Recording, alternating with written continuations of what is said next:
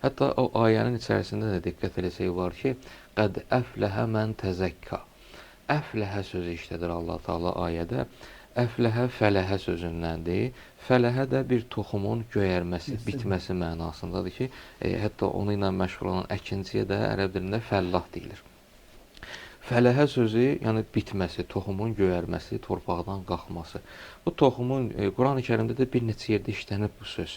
Qəd əfləhə mən zəkkaha və yaxud qəd əfləhəl müminun. Möminlər xilas oldular. Əslində bu söz bir dənə açar bir sözdür, mən deyərdim ki, bu sözün belə deyək, hikmətini Allah Taala sözləri, hərfləri, nöqtələri belə yerli yerində işlədib də Quran-ı Kərimdə. Bu sözün mənasını insan biləndə ondan sonra çox şeylər aydın olur. Nədir burada məsələ?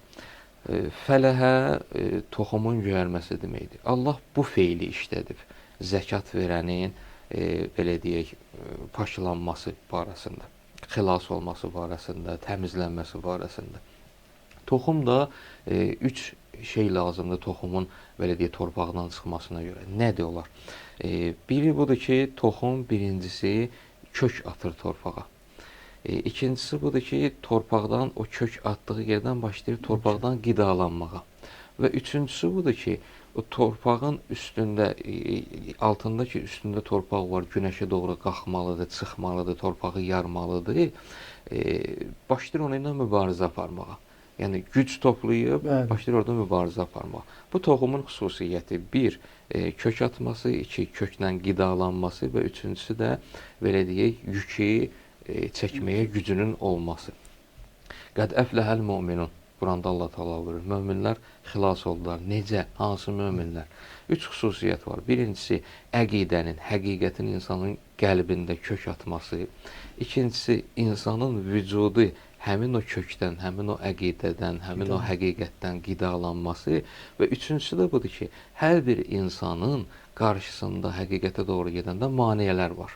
Maneələri güc toplayıb dəf eləməsi. Çünki insanın gücü olmasa maneələri aradan qaldıra bilməz. Bu cür olarsa, qəd əfləhəl müminun. Onda möminlər nicat taparlar. İndi həmin ayənin barəsində Allah Taala buyurur ki, qəd əfləhə mən təzəkka. Zəkat verən də neynədir? Nicat tapdı, xilas oldu və öz Rəbbinin adını zikr eləyən, bir də namaz qılan. Deməli, Fitr bayramı həm fitrə zəkatının verilməsi, həm Allahın adının zikr olunması, təkbir edilməsi və həm də namaz qılınması. Bu üç məsələ insanı fitrətinə qaytarır və insan xilas olur, nicat tapır. Və fitrəni verməklə,